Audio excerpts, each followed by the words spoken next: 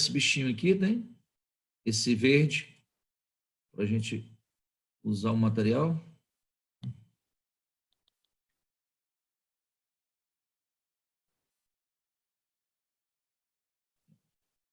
Tem que me habilitar aqui para fazer isso.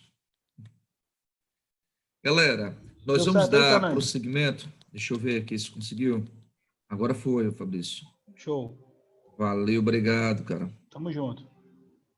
Moçada, dando prosseguimento ao assunto que nós iniciamos na semana passada, que é sobre o Oriente Médio, que dispensa comentários, é um dos assuntos mais cobrados em provas, nós iremos pontuar com vocês o chamado arco das crises.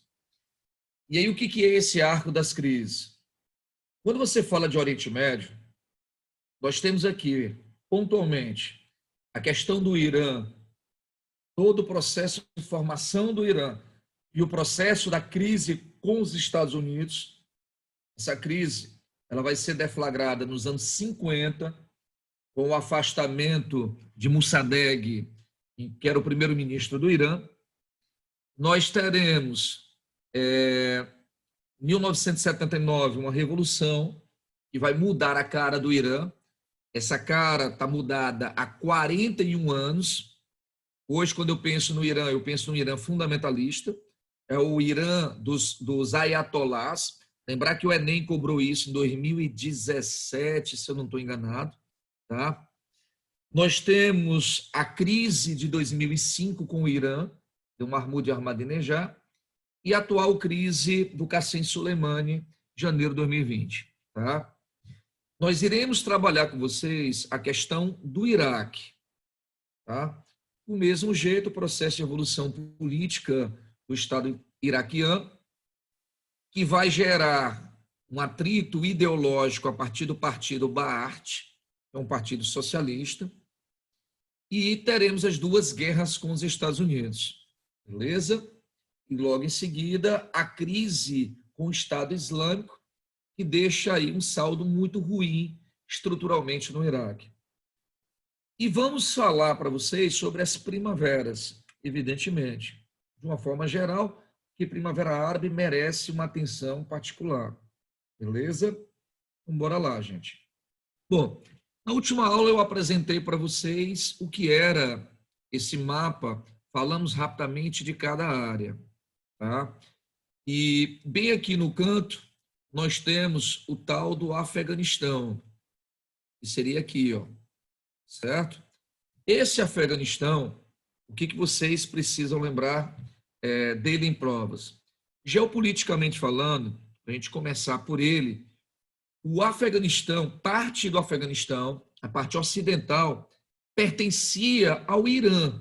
Já que a gente vai falar do Império Persa, a gente vai já puxar esse primeiro raciocínio. Então, a parte ocidental do Afeganistão, ele era parte do grande Império Persa, tá?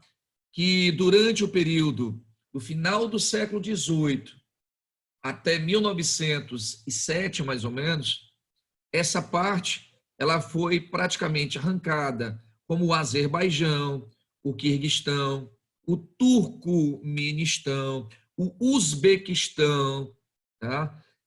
Toda essa Azerbaijão, toda essa parte, né? Azerbaijão, Turcomenistão, Uzbequistão, parte do Paquistão, pertencia ao grande Império Persa. E aí, durante a influência russa e britânica, esses territórios eles foram desmembrados do grande Império Persa, já aí no final do século XVIII até mais ou menos o início do século XX. Perfeito? E quando você pensar no Afeganistão, você está pensando numa área que desde 79 ela vem passando por grandes transformações. Então, o que eu precisaria que vocês pontuassem para mim sobre o Afeganistão? Você bota aí Afeganistão, coloca aí 1979, puxa uma seta do lado e coloque para mim doutrina Brezhnev. Tá? Fernandes, o que seria essa doutrina Brezhnev? Leonid Brezhnev, deixa eu anotar aqui para vocês, Leonid Brezhnev, ele era o presidente russo. Leonid Brezhnev era o grande presidente russo. Nesse período de 1964 até 1982. Leonid Brezhnev, ele restaliniza a União Soviética, tá? Só para vocês se situarem. Em 1953, o Joseph Stalin morre, Malenkov faz uma transição da União Soviética, e aí vem o Partido Comunista e escolhe Nikita Khrushchev. Khrushchev, ele vai desestalinizar a União Soviética. Khrushchev, ele chega a falar numa coexistência pacífica, embora seu governo seja marcado por uma série de transformações da União Soviética, como, por exemplo, em 55, a criação do Pacto de Varsóvia, em 57, a corrida aeroespacial, com a chegada exatamente da cadela laica ao espaço, fato que fez com que Dwight Eisenhower, presidente americano, criasse a NASA em 58. É ele que, em 61, se associa a Cuba. Porém, todavia, a partir do momento em que ele fala numa desestalinização da União Soviética, ele vai ser afastado do governo em 64. E Brezhnev, que era de acordo com a parte conservadora do Partido Comunista Russo, ele fala em reestalinizar, em centralizar o poder político, em reorganizar, né, o Estado dentro de uma estrutura em que ele, ao mesmo tempo que fala numa distensão, numa política de distensão com os Estados Unidos, tá, que é uma política de amenizar as tensões, Brezhnev, ele diz que não permitirá que países aliados à União Soviética sofram golpes políticos forjados pelo capitalismo. Então, ele lança uma doutrina em que ele diz: eu vou apoiar todo e qualquer governo pró-socialista que esteja a ser ameaçado por medidas golpistas da oposição. Nem que para isso eu precise intervir diretamente no país. E em 79, o Afeganistão tinha um governo pró-socialista que estava sendo ameaçado por um grupo chamado de Mujahidins, né? Um grupo de guerrilheiros em montanhas que queriam derrubada do governo e a implementação de uma nova estrutura. Diante disso, Brezhnev invadiu o Afeganistão. E aí uma observação: o Afeganistão, estando ele aqui, em cima você tem um Paquistão. A União Soviética, tá, queria utilizar o Afeganistão como uma rota para chegar às águas quentes para escoar o seu produto. Perfeito? Então, você tem um Afeganistão e você tem um Paquistão. Afeganistão e Paquistão, certo? Fazem parte de uma política de uma Guerra Fria bem interessante. Por quê? Pensemos, enquanto o Afeganistão estava sendo ocupado pela União Soviética, o Paquistão recebia o apoio dos Estados Unidos na guerra contra a Índia. Índia e Paquistão estavam em guerra pelo controle da Caxemira. Ficou claro isso? Então, Paquistão, aliado dos Estados Unidos. Tá? Então, Paquistão, aliado dos Estados Unidos, e Afeganistão, aliado à União Soviética. Então, aqui você tem o território do Afeganistão, e aqui em cima dele, quer dizer, em cima no sentido geopolítico, você tinha um Paquistão. Então, a Rússia, ao controlar o Afeganistão, pretendia uma saída, uma estratégia para saída para os chamados mares quentes. Qual o objetivo? Construir, a partir daí, né, uma rota interessante para escoamento, principalmente do seu petróleo. Tá claro? Então, isso é geopolítica. Enquanto isso, o nosso Afeganistão, enquanto isso, o nosso Paquistão, que estaria aqui embaixo, estaria em guerra com a Índia. Então, Índia e Paquistão, controle da Caxemira, Índia com apoio russo, Paquistão com apoio dos Estados Unidos e Afeganistão, que era a tentativa da Rússia de garantir, resguardar a saída para o mar. Então, o Brezhnev invadiu em 79 o Afeganistão e por 10 anos nós tivemos uma intensa guerra no Afeganistão. A guerra termina em 1989, quando as forças de Mikhail Gorbachev se retiram da região. Ok? Então, em 1989, nós tivemos a saída da União Soviética do Afeganistão. Então, eu costumo dizer em sala de aula que o Afeganistão está para a União Soviética, assim como o Vietnã esteve para os Estados Unidos. Ficou clara a relação? Ou seja, duas grandes potências perdendo guerras contra países considerados menores geopoliticamente na região. Bom, 1999 sai a União Soviética e internamente o Afeganistão entra numa guerra civil. Resultado dessa guerra civil, em 96 se consolida no poder um grupo chamado Talibã. O Talibã lutou contra o governo socialista ao lado dos mujahidins, entre aspas, ao lado dos Estados Unidos. Quando eu digo ao lado, é que eles tinham um interesse em comum, que era derrubar o socialismo. Mas eles não são ideologicamente aliados. O Talibã, ele é um grupo fundamentalista. Fernandes, o que vem a ser um grupo fundamentalista? O grupo fundamentalista é politicamente um Estado cuja estrutura social e política ela é forjada pela religião. É como se fosse, guardadas as proporções, uma espécie de governo teocrático, onde o líder religioso, onde os princípios religiosos conduzem o Estado. Tá? Então, o Talibã fez exatamente isso no Afeganistão em 96. E naquela época havia um saudita chamado Osama Bin Laden, que tinha um grupo sunita terrorista chamado Al-Qaeda, que era aliado do governo do Afeganistão, do grupo Talibã. Okay? Em 2001, 11 de setembro, nós tivemos um atentado terrorista e em outubro do mesmo ano, os americanos atacaram o Afeganistão. E aí veio a grande guerra do Afeganistão, aonde nós tivemos uma grande destruição durante 10 anos de bombardeios do Afeganistão. Tá? O governo é derrubado e aí os americanos fazem a retirada militar do Afeganistão.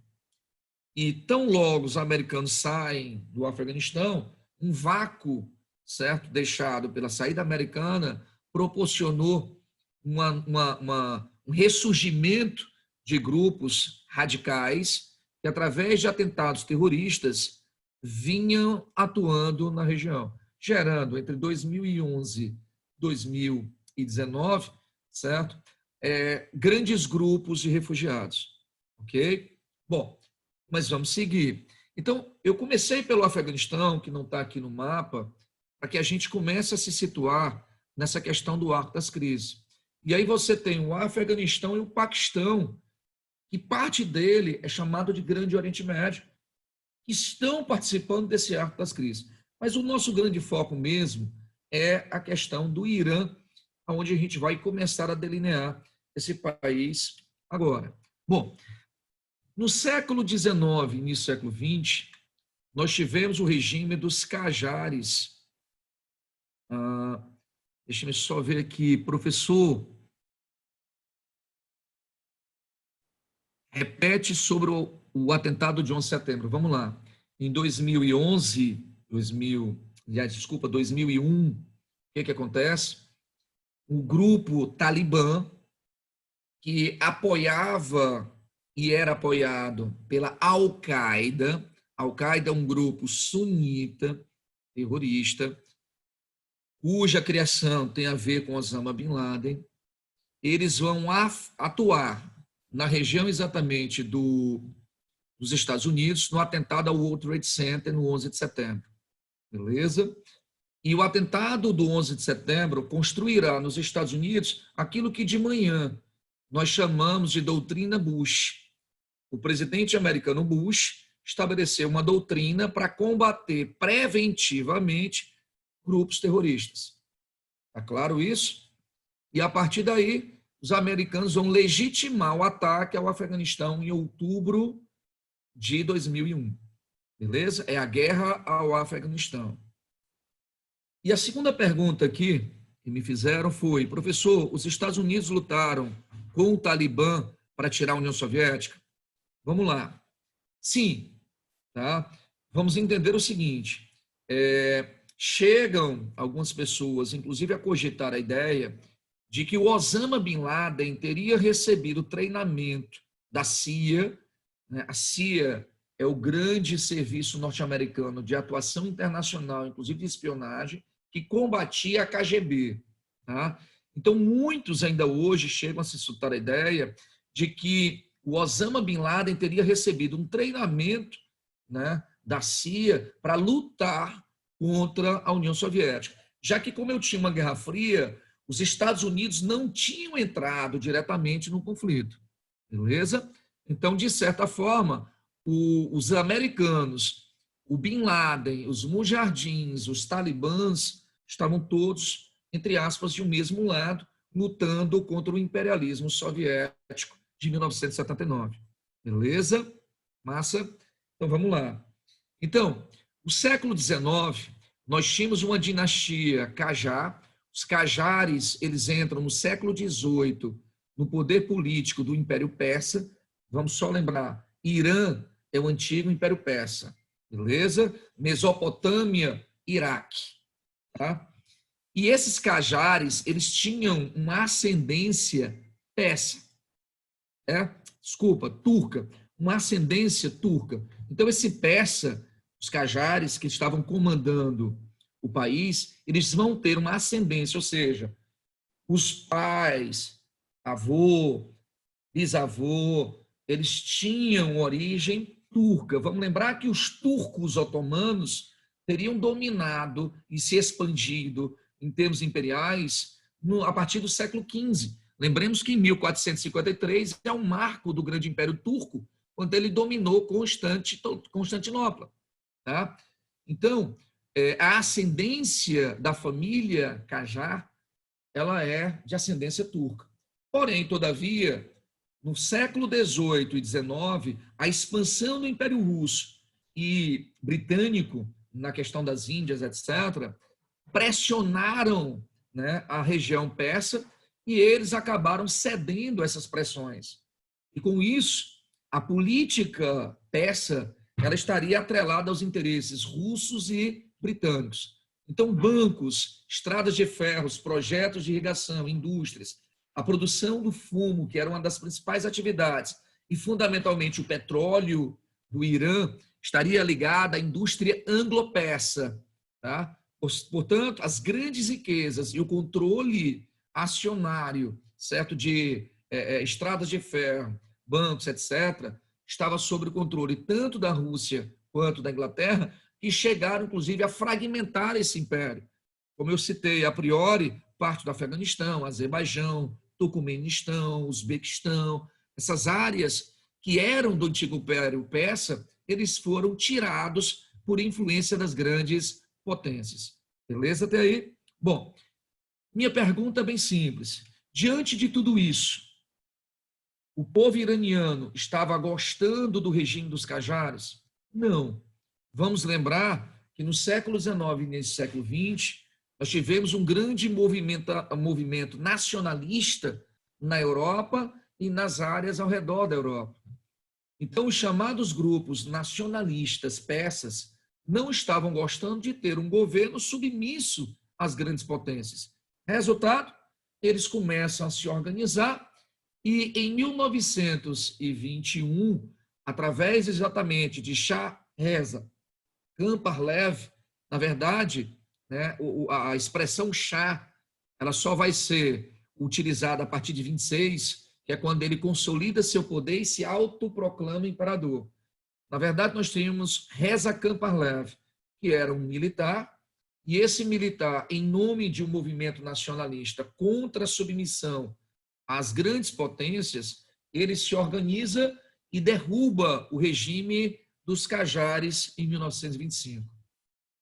E a partir daí, em 26, ele é nomeado, autoproclamado Shah, ou seja, imperador. Tá? Esse é o processo de formação da Pérsia a partir exatamente do século XX. Esse mesmo cidadão, em 1926, em nome de um nacionalismo persa, ele começa a se insurgir contra o domínio russo e britânico na região. Então, ele passa a reduzir a influência dos estrangeiros sobre o país, sobre a estrutura econômica. Ele passa a cultuar a sua própria imagem, que é uma coisa muito comum.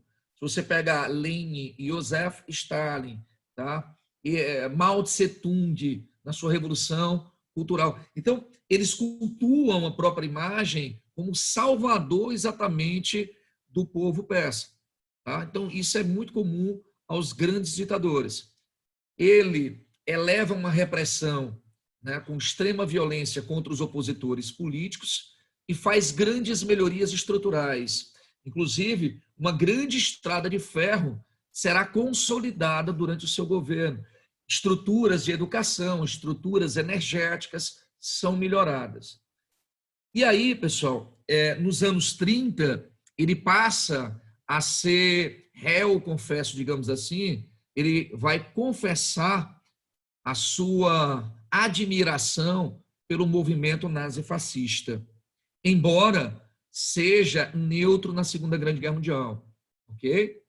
E aí o que vai acontecer? Em 1935, ele vai pedir aos seus embaixadores que ratifiquem, a partir daquele momento, a concepção de que ele não queria mais ser chamado de Pérsia a partir de 35. Por quê?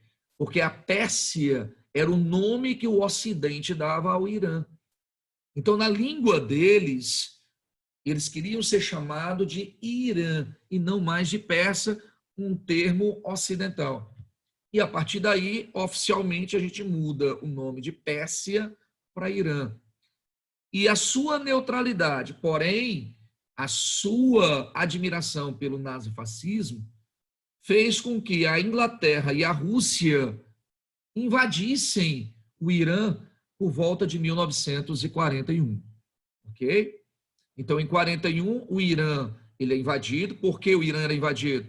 Porque, como ele era simpático ao nazifascismo, Inglaterra e Rússia temiam que o Hitler se aproveitasse disso, aproveitasse da infraestrutura e do petróleo do Irã para potencializar, né, o Estado nazista. E aí, diante da intervenção britânica e russa, ele é obrigado a renunciar. Em 41, então, Shah Reza Khan Pahlavi, ele renuncia em nome do seu filho, Mohammad Reza Pahlavi. Ok? Bom, Mohammad Reza Pahlavi será o herdeiro, mas o Irã está ocupado na Segunda Grande Guerra Mundial. A Segunda Grande Guerra Mundial termina e aí, gradativamente, o Irã ele quer voltar à sua estrutura e, para isso, ele vai nomear um primeiro-ministro que é um cidadão chamado Mossadegh, tá? Então, o Irã ele vai sofrer uma influência, né, do seu primeiro-ministro, Mohammad Mossadegh, e esse Mohammad Mossadegh, pessoal, ele é um nacionalista de base religiosa xiita, ok? Fernandes, o que você quer dizer com um cara nacionalista de base religiosa xiita? Bora lá. Primeiro, como ele é um cara nacionalista, ele começou a não ver com bons olhos essa interferência russa, soviética, e essa interferência ocidental no seu país. Então, qual é a primeira medida dele? É iniciar a retomada de uma estrutura soberana da autonomia política do país. Ele é o primeiro-ministro. Então, a partir desse momento, ele começa a reestruturar o país, expulsando as multinacionais do Irã. Mas peraí, que multinacionais importantes eu tinha dentro do Irã? As principais multinacionais eram da exploração do petróleo. A Anglo-Persa, por exemplo, era a grande empresa que explorava petróleo no Irã a serviço da Inglaterra. Está claro isso? Então, a estrutura que vai ser montada por Mohammed Mossadegh, ela vai ferir os interesses, principalmente da Inglaterra, dentro do Irã. Resultado disso, a estatização e a nacionalização do petróleo. Só um detalhe, estatizar é uma coisa, nacionalizar é outra. Nacionalizar é tornar nacional. E estatizar é tornar o Estado o principal detentor e controlador, portanto, da exploração do petróleo no Irã. Então, isso afetou diretamente os interesses de quem? Da Inglaterra. Então, naturalmente, insatisfeita com isso, a Inglaterra se uniu aos Estados Unidos, porque estavam perdendo o controle sobre o petróleo da região, e a partir daí eles vão derrubar o primeiro-ministro Mohammed Mossadegh. Mas eles derrubaram como? Bom, eles primeiro fizeram um acordo com Mohammed Reza Pahlavi, tá? Que era o filho do grande imperador Reza Khan, e o acordo era basicamente o seguinte: derrubaremos Mossadegh e permitiremos que você possa centralizar todo o poder, desde que, evidentemente, você reze na nossa cartilha, que é a cartilha ocidental. Beleza? Então, foi feito um acordo. E isso, pessoal, foi levado adiante. Então, em 1951, a CIA organizaria um golpe para a derrubada do primeiro-ministro Mossadegh. Fernandes, Oi. pode repetir a diferença entre estatizar e nacionalizar?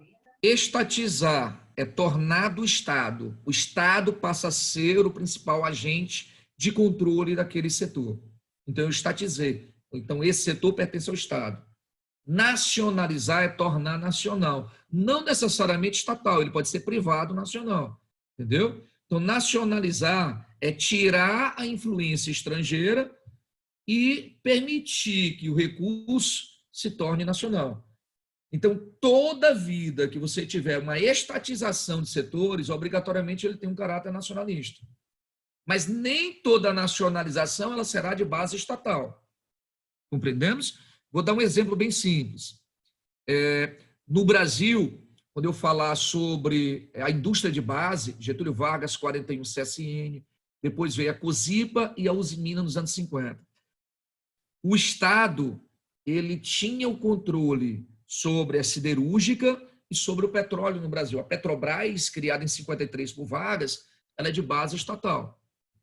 Havia um monopólio do Estado, o Estado controlava isso. Diferente, por exemplo, das chamadas indústrias de bens não duráveis, que embora fosse de base nacionalista, ou seja, de capital nacional, ele não pertencia ao Estado, ele pertencia a grupos empresariais. Então, daí você tem a diferença entre o que é estatal e o que é nacionalista, ok? Eu só não vou perder tempo explicando de novo para vocês a ideia dos xiitas, porque na aula passada eu falei para vocês, se eu não estou enganado, entre a diferença entre os sunitas e os xiitas.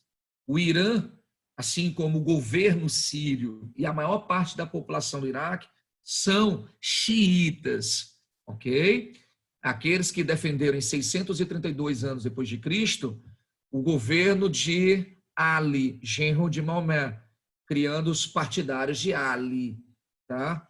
Daí o termo xiita, xiita quer dizer partidários de Ali, Shiat Ali. Oi. Por que o Talibã atacou os Estados Unidos, sendo que eles foram aliados? Isso aí vai ser muito comum, Fabrício e meninos, dentro da estrutura do Oriente Médio. O Oriente Médio não é uma área muito estável para as grandes potências em termos de investimento. Ressalva-se, por exemplo, o Israel, ressalva-se, nesse momento, a Arábia Saudita, porque a Arábia Saudita é a região árabe da família Saúde. A Arábia Saudita, é engraçado isso, ela foi criada em 1926, porque a Inglaterra pediu aos sauditas do deserto apoio para lutar contra a Turquia na Primeira Grande Guerra Mundial. Aliás, Turquia não, Império Turco, na Primeira Guerra Mundial. E aí, quando a guerra acabou, ele chamou, né, o xerife Hussein, que era uma das principais famílias que controlavam os povos do deserto arábico, e disse: vou criar o Estado de vocês. E aí ela ficou observando uma verdadeira guerra entre a família de xerife Hussein e a família Saúde, certo? Da Arábia Saudita. Saúde é isso aqui mesmo, ó, Saúde. Tá? Então, nessa guerra do deserto, a família Saud ganhou da família Hussein. E aí, a Inglaterra criou o Estado árabe da família Saud. A Arábia Saudita vem daí. Então, a família que comanda a Arábia Saudita é uma monarquia considerada uma das mais conservadoras do mundo. É engraçado que eles são sunitas, mas eles são muito rigorosos, duros, tá? A questão, por exemplo, da mulher, na Arábia Saudita, nós temos uma questão hierárquica do homem sobre a mulher, que é um negócio impressionante. E é engraçado que a Arábia Saudita é aliada do governo americano, e os americanos não veem as atrocidades que a monarquia da Arábia Saudita faz na região. Não vou muito longe, não. Você vai lembrar do jornalista que foi assassinado na embaixada da Arábia Saudita. Vocês lembram disso? Pois é. Então, os americanos, porque a Arábia Saudita é aliada dele, nada faz contra a Arábia Saudita. Mas é um dos estados mais, como é que eu vou dizer, repressores politicamente que nós temos. É engraçado isso. E os americanos são aliados dele. Tá? No caso do Afeganistão, o que acontece? Eu tenho os soviéticos comunistas dominando o país e vários grupos e setores da sociedade que não concordam. De um lado, os mujahidins, que queriam implementar um governo mais democrático, mas também tínhamos os fundamentalistas islâmicos do Afeganistão, e aí vocês vão lembrar o Talibã e a Al-Qaeda, que queriam derrubar o comunismo para implementar um governo fundamentalista. Então, naquele momento, contra a União Soviética, eles se uniram. Uma vez derrubando o inimigo, os dois se voltam uma guerra entre eles pelo poder do Afeganistão. Entendeu? Então, é isso que vai acontecer demais no Afeganistão. Presta atenção no que eu estou dizendo. Olha como vai se repetir. Quem era o aliado de Mohammed, né, Shah Reza Pahlavi? Estados Unidos e Inglaterra, estou mostrando aqui para vocês, e vão dar um golpe, derrubam o primeiro-ministro do Irã, Mossadegh, através, né, do governo do Eisenhower nos Estados Unidos, e colocam Reza Pahlavi com todos os poderes controlando o Irã a partir de 51. Resultado, Irã e Estados Unidos serão grandes aliados a partir de 51. Incrível, né? Hoje são os grandes inimigos históricos, mas eram grandes aliados, isso em 51. O que mais que a gente vai perceber? Bom, a CIA, com o governo de Eisenhower, certo, em 53, através da Operação Ajax, conseguem derrubar do poder no Irã o primeiro-ministro. Resultado, cria dentro do Irã um anti-americanismo. Olha que coisa bacana. Embora o Shah Reza Pahlavi tenha, de certa forma, se aliado aos Estados Unidos, o povo, em geral, não gostou de ver uma presença ocidental dentro da Pérsia, dentro do Irã. Por quê? Porque o Irã é xiita, gente. Então, o Irã é um Estado que quer resguardar seus valores islâmicos. E aí ele vê um país ocidental ter uma forte influência a partir, principalmente, de 51, mas em 53, com a queda de Mossadegh. E aí cria-se um sentimento anti-americano. E Mohammed Reza Pahlavi, ele se torna o todo-poderoso do Irã, se tornando o ditador iraniano. Claro, ditador na visão da gente, tá? na visão iraniana, ele é imperador, ele é um Shah. Shah quer dizer imperador.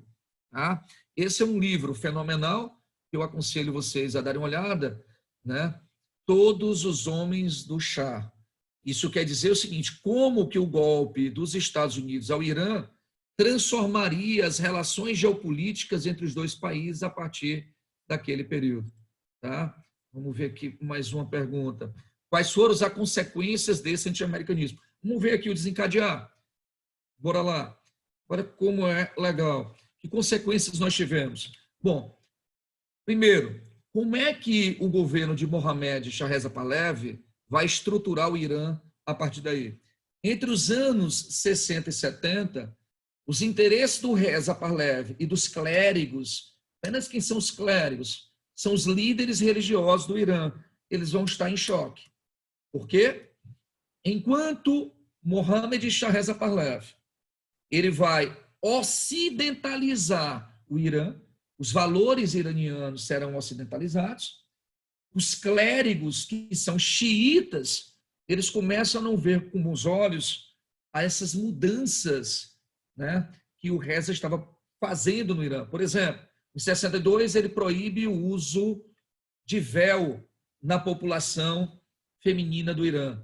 Bom, para quem não sabe, o uso do véu é uma questão cultural, né? Ao contrário do que muitos pensam, que é uma forma de subjugar a mulher, não é assim que muitas mulheres iranianas veem esse processo. Eu tive aluna minha aqui em Fortaleza que era islâmica e ela chegava de véu, não chegou a botar burca, mas de véu em sala de aula. E não sei se vocês lembram, mas em 2015, se eu não estou enganado, a França ela chegou a decretar a proibição do burkini, que é uma espécie de biquíni, de roupa de banho, que as mulheres islâmicas utilizam na praia. E aí eles passaram a proibir as mulheres de usar o burkini, porque, segundo o governo francês, isso era uma afronta aos valores ocidentais que defendem a equidade de gêneros. E aí eu sorri e perguntei aos alunos em sala de aula, né, o que eles achavam daquilo. E, evidentemente, a visão ocidental, feminista, que nós temos, foi de que aquilo era um absurdo, e aquele discurso todo que a gente já sabe. E aí eu olhei para ela, que estava na sala com o seu véu, e disse, seu pai lhe obriga a usar o véu? Ela disse, não. E eu disse, e por que você usa? Aliás, o que você pensa da proibição do burkini? E ela me disse que era um absurdo. Porque um país que se diz defensor dos direitos e das liberdades individuais proibir uma mulher islâmica de utilizar um elemento do seu vestuário, um elemento cultural, aquilo era uma afronta às liberdades. Incrível, né? Utiliza, né, um discurso liberal para combater a proibição da burca, porque para ela usar o véu era um orgulho, usar uma burca seria uma honra, porque reforçaria a concepção exatamente da sua identidade cultural. Perfeito? Mas em 62, então ele diz, olha, está proibido o uso da burca. E isso afronta os valores, né, do Irã xiita. Logo em seguida, é estabelecida a SAVAK, que é a polícia política que perseguia os opositores no Irã. Retira a obrigatoriedade de ser islâmico para assumir um cargo parlamentar. Ou seja, você pode ser até cristão. Olha o princípio secularista que o governo de Reza Khan está adotando. Só um detalhe, quer dizer, desculpa, Reza Pahlavi.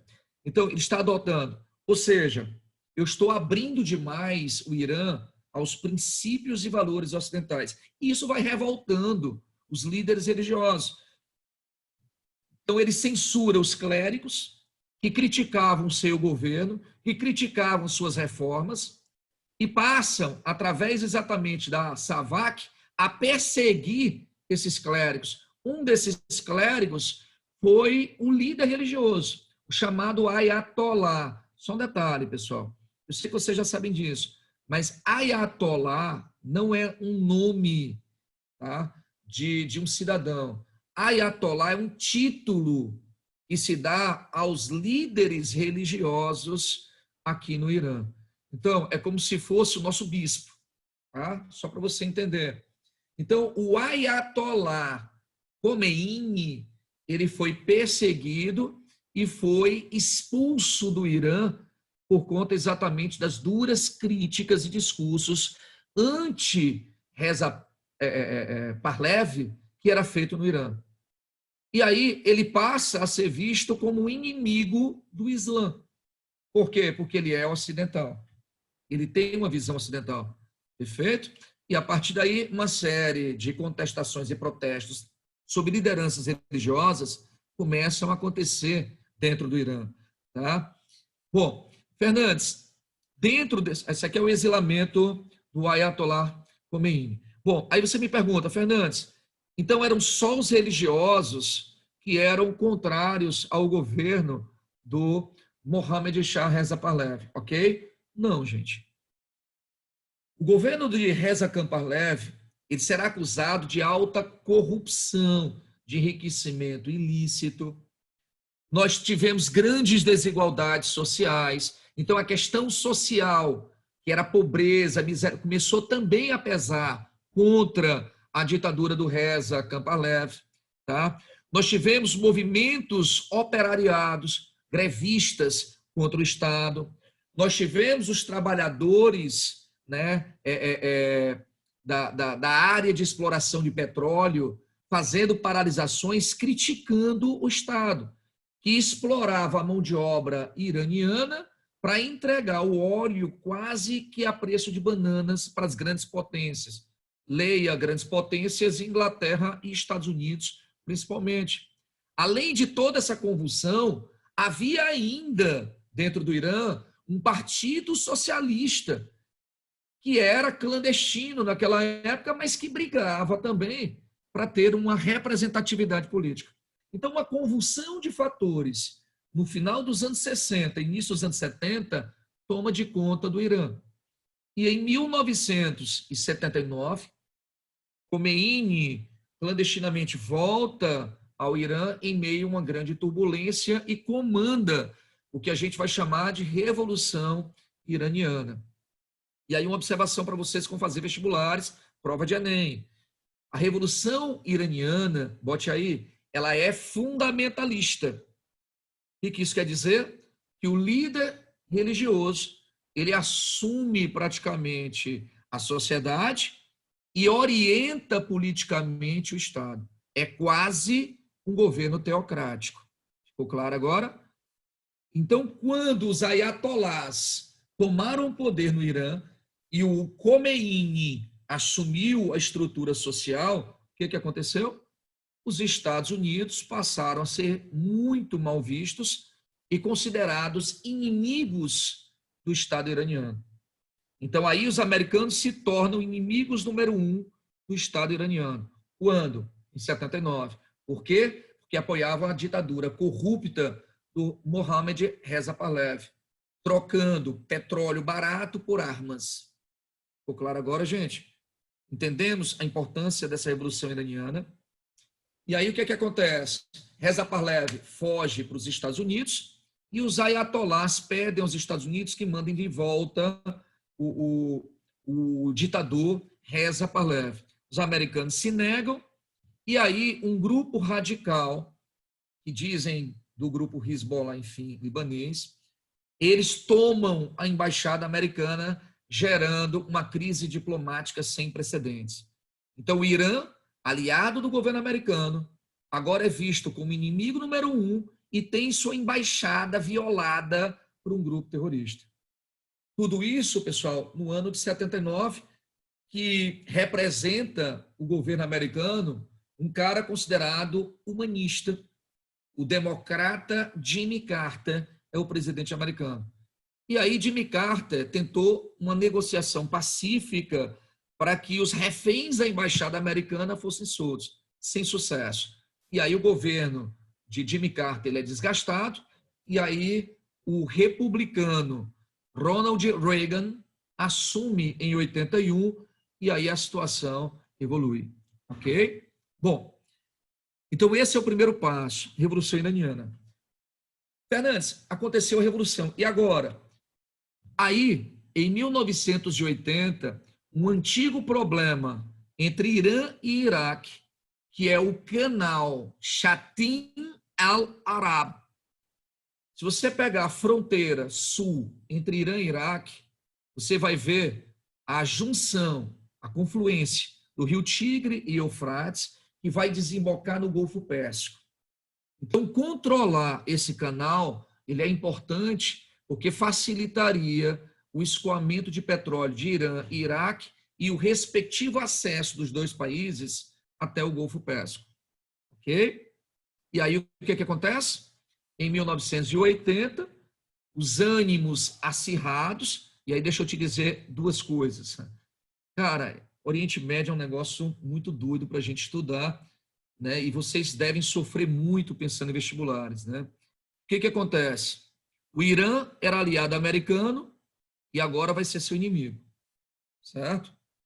O Iraque, ele tinha um governo de um sunita, a população do Iraque é de maioria xiita, mas um sunita, que é Saddam Hussein, estava no poder no Iraque naquele momento. E Saddam Hussein, ele é do Partido Baath. Professor, que partido é esse? Partido Socialista Árabe. Já pensou na loucura? Eu estou no auge de uma Guerra Fria. Então, teoricamente, o Iraque ele estava mais próximo da União Soviética dos Estados Unidos. Concorda comigo? Porém, naquele momento, Irã e Iraque estão na beira de uma guerra. Então, naquele momento, os americanos observaram que, inicialmente, apoiar o Iraque era melhor. Por quê? Porque se o Iraque vence a guerra contra o Irã, ele derrubaria os ayatolás e os americanos poderiam tentar reconduzir Reza Pahlavi ao poder. Ficou claro aí? Então, os americanos, na guerra Irã-Iraque, inicialmente teriam apoiado Saddam Hussein. Essa guerra demorou 8 anos. Esse é o canal Shatin al-Arab. E durante 1980 e 88, os dois países entraram numa guerra de trincheiras sem precedentes. É considerada como a grande guerra mundial do Oriente Médio. Milhares de pessoas morreram e atrocidades foram cometidas. Durante esse período, Saddam Hussein chegou a assassinar cruelmente curdos, tá? Que é de uma outra etnia, que moram no Iraque, no norte. E os americanos viram tudo acontecer e nada fizeram, porque naquele momento Saddam Hussein era seu aliado. Incrível, né? E aí aconteceu a guerra. Em 1988, a guerra Irã-Iraque, ela acaba. 1988. Tá? Apenas quem ganhou a guerra foi empate técnico. O canal continuou sendo dividido, assim como era nos anos 70, pelos dois países. Então, os dois países entraram numa guerra sem precedentes, destruíram sua capacidade produtiva, se desgastaram politicamente, mas sem haver vitoriosos. E o Irã se afastou completamente dos Estados Unidos. Em 89, Ayatollah Khomeini morreu e o novo líder religioso, Khamenei, assumiu o lugar dele, que é o atual Ayatollah. Portanto, a atual liderança religiosa está há 31 anos no poder no Irã. Em 2001, diante do atentado ao World Trade Center, a gente já vai puxar o Irã de hoje, o que aconteceu? O governo Bush, eu disse isso de manhã para vocês, ele cria a doutrina Bush, estabelece a lei patriótica e cria a concepção do eixo do mal. O que era o eixo do mal? Um grupo de países apoiadores de regimes ditatoriais ou países cujos governos estariam a produzir armamentos para desestabilizar o mundo através de ações terroristas. Fernandes, Aí os 3 países. Oi. Mas por que mesmo, pode repetir, por que os Estados Unidos achou melhor apoiar o Iraque? E só para te situar no tempo aí, temos 10 minutos, tá? Ok. Os americanos apoiarão o Iraque, mesmo ele tendo um partido Baath socialista, porque naquele momento, qual era o interesse americano? Os ayatolás tinham acabado de assumir o poder no Irã, derrubado o governo de Mohammad Shah Reza Pahlavi, que era o cara que estava comandando o Irã, entregando o petróleo do Irã a preço de banana para os Estados Unidos. E aí vem os ayatollahs e derrubam esse cara. Então o que pensou o americano? Vou apoiar esse outro lado derruba esse governo, humilha esse governo, destrói esse governo. E aí o povo se insurgirá contra o Estado, facilitando a recondução do Reza Pahlavi, que estava foragido nos Estados Unidos, tá? De volta ao poder, para que os americanos tivessem de novo o controle sobre o petróleo do Irã. Ok? Professor, eu pensei que nós estivéssemos falando sobre valores humanos. Não na geopolítica, gente. Na geopolítica, essa questão moral e ética, ela fica sempre em segundo plano. Beleza? Então, os americanos, em 2001, encontram uma segunda oportunidade. Vocês já devem ter ouvido falar naquele documentário Fahrenheit. O documentário Fahrenheit, ele vai falar sobre uma conspiração em que o atentado terrorista do World Trade Center, ele era, no mínimo, de conhecimento do governo americano. Isso é o documentário quem está dizendo. Eu não concordo, mas enfim. Mas eles dizem que o Bush sabia, ou a cúpula do governo do Bush sabia, e permitiu que, mesmo assim, o atentado no dia 11 de setembro, terça-feira de manhã, 15 para as 9, certo? Acontecesse. Para quê? Para justificar uma ação americana contra Afeganistão, contra Irã e Iraque. Interesse que ele tinha no Afeganistão, derrubaram um governo de oposição ideológica aos Estados Unidos, porque eles eram do grupo Talibã. Ação dos americanos contra o Iraque, derrubar Saddam Hussein. Peraí, Fernandes, agora eu estou confuso. Tu acabou de dizer que os americanos tinham apoiado Saddam Hussein nos anos 80. Saddam Hussein, ele é do Partido Socialista Árabe. Ok? Então, os americanos se unirão ao Iraque para tentar desestruturar os ayatollahs. Mas os americanos nunca confiaram no Saddam Hussein, nem vice-versa. Ok? E Saddam Hussein já tinha entrado em guerra com os Estados Unidos em 91. Então, qual era a ideia? Era aproveitar o momento, apontar o dedo para o Iraque e dizer: vocês financiam grupos terroristas. Isso legitimaria uma ação americana contra o Iraque, como ele fez em 2003. Contra o Irã, eles vão acusar o Irã de ter um governo de ayatollahs, que não seria um governo confiável, antidemocrático e que, portanto, precisariam ser retirados. Além do mais, segundo o governo americano, o Irã estaria produzindo armas de destruição em massa a partir de um enriquecimento de urânio sem a fiscalização da AEIA, a Agência Internacional de Energia Nuclear da ONU. Em 2005, esse cidadão que está aqui ao lado de vocês nessa foto, um primo meu, chamado Mahmoud Ahmadinejad, se tornará presidente do Irã, com a bênção do Ayatollah Khamenei. Esse cara é considerado extremamente radical. Os americanos não curtiam a figura do Ahmadinejad no poder, porque, segundo os americanos, ele era muito radical. Tá? Esse cara foi o cara que negou a existência do Holocausto. Tá? Então, é meu primo. Então, o que acontece? Mahmoud Ahmadinejad, ele vai dar continuidade ao processo de enriquecimento de urânio nos Estados Unidos, e aí os americanos, eles vão tentar sancionar para frear o programa nuclear. E em 2005 e 2009, os americanos, através da ONU, iniciam todo um processo de sancionamento econômico ao Irã. Ou seja, bloqueio. Ninguém compra, ninguém vende mais o petróleo do Irã, que é o principal produto exportado. O que pretendiam os americanos? Isolar economicamente o Irã para que eles não tivessem recursos para financiar a bomba nuclear. Perfeito? Fernandes, funcionou? Funcionou, gente. Funcionou. Realmente a economia do Irã ficou muito abalada. Porém, todavia, Mahmoud Ahmadinejad sairá e em 2014, um outro primo meu, veja que a barba é muito parecida, chamada Hassan Rouhani, ele assume o poder no Irã. E Hassan Rouhani, ele é considerado um cara mais moderado, aonde teoricamente poderia haver um diálogo.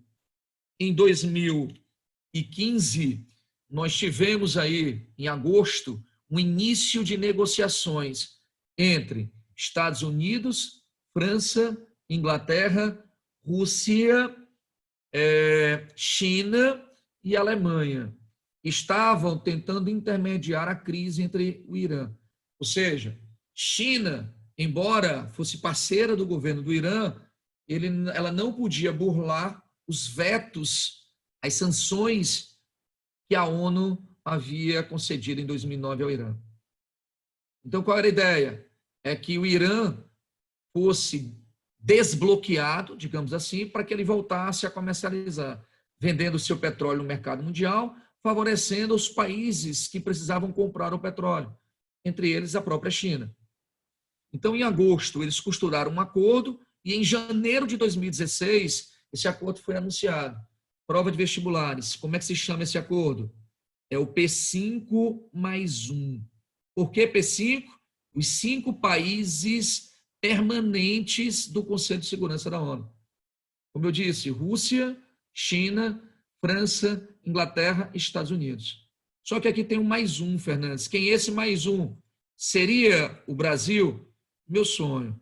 Na verdade, esse +1 representa a Alemanha de Angela Merkel, que é uma das maiores autoridades geopolíticas do mundo, mas que não faz parte do Conselho de Segurança da ONU. Então, eles disseram, americano, o Irã concordou em passar por inspeções, em troca a gente vai desbloquear o Irã. Show! Foi feito o acordo. Na época, os americanos eram governados por quem? Barack Obama. Beleza? E aí, qual foi o impacto desse acordo? O preço do barril do petróleo caiu, países como a China passaram agora a estar liberados para fazer grandes investimentos no Irã. E, geopoliticamente, isso mexeu, pessoal, com o equilíbrio do Oriente Médio. Cara, eu vou dizer para vocês, viu? Vocês são guerreiros, viu? E fazer vestibular agora é complicado. Deus me livre, está na pele de vocês, cara. Certo? Por quê? Porque é muita informação e os vestibulares adoram cobrar esse monte de coisa. Entendeu? Então, a gente que às vezes dá aula há algum tempo, a gente tem às vezes dificuldade de entender algumas relações, e imagina a cabeça de vocês que fica confuso. Pô, mas esse cara não era aliado e agora é inimigo. Mas é isso mesmo, gente. Olha o que eu vou dizer para vocês. Eu respondo já isso aqui, tá? Me perguntaram aí sobre as negociações entre Brasil e Irã. Eu vou já falar. Governo Lula 2009. Então, o que acontece? A Arábia Saudita, ela é sunita e aliada de quem? Dos Estados Unidos e da Inglaterra desde 1926. Quem é a grande potência islâmica no Oriente Médio? Esse é o problema. De um lado, eu tenho a monarquia conservadora sunita da Arábia Saudita, aliada dos Estados Unidos, e de um outro lado eu tenho o Irã xiita. Eita! E esse Irã xiita tem o apoio de quem? Rússia e China. Vocês estão entendendo o que é a geopolítica do Oriente Médio, gente? Olha que coisa doida. E o Irã estava sendo acusado de querer enriquecer urânio. Vou fazer uma pergunta besta. Quem estaria muito preocupado nesse momento com o Irã desenvolvendo arma nuclear? 2 países na região. Quem? Israel. Por quê? Porque é judeu, é inimigo de todo mundo islâmico, teoricamente, tá, pessoal? Não vamos ser radicais no pensamento da gente.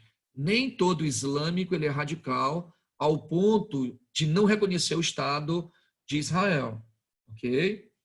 Mas, assim, quem é o grande inimigo dos radicais islâmicos? Israel. Não interessa se você é sunita ou xiita, Israel é o grande inimigo. Israel não deve existir na visão dos radicais sunitas e xiitas. Guarda isso. O grande inimigo é Israel. Agora, existe uma rivalidade sectária, religiosa, entre sunitas e xiitas. Então, as duas potências do Oriente Médio seria a Arábia Saudita, sunita e aliado ao governo americano, e o Irã, xiita e aliado da Rússia e China. O professor, acho que é o Vesentini, não o William Vesentini, mas o Vesentini, Paulo Vesentini, ele, na obra dele, ele costuma dizer que existe uma guerra fria dentro do Oriente Médio. Olha que coisa bacana. Duas grandes potências, inimigas e rivais, que não têm um confronto direto, os confrontos são indiretos, geopolíticos. Quem são elas? Arábia Saudita e Irã. Então, na hora que o acordo P5+1 foi assinado, Arábia Saudita e Israel ficaram com medo de que o Irã fizesse a bomba nuclear. Então, se opuseram, inclusive o governo de Obama ficou desgastado, a imagem dele, tanto com Israel quanto com a Arábia Saudita. E aí entra quem? Donald Trump, no ano seguinte. E Trump diz o quê? Eu não confio no Irã. Rasgou o acordo. Então, na política internacional, Trump se aliou à Arábia Saudita e a Israel e rasgou o acordo com o Irã.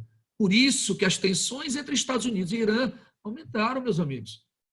Ao ponto do governo americano, de forma unilateral, começar a sancionar o Irã de novo.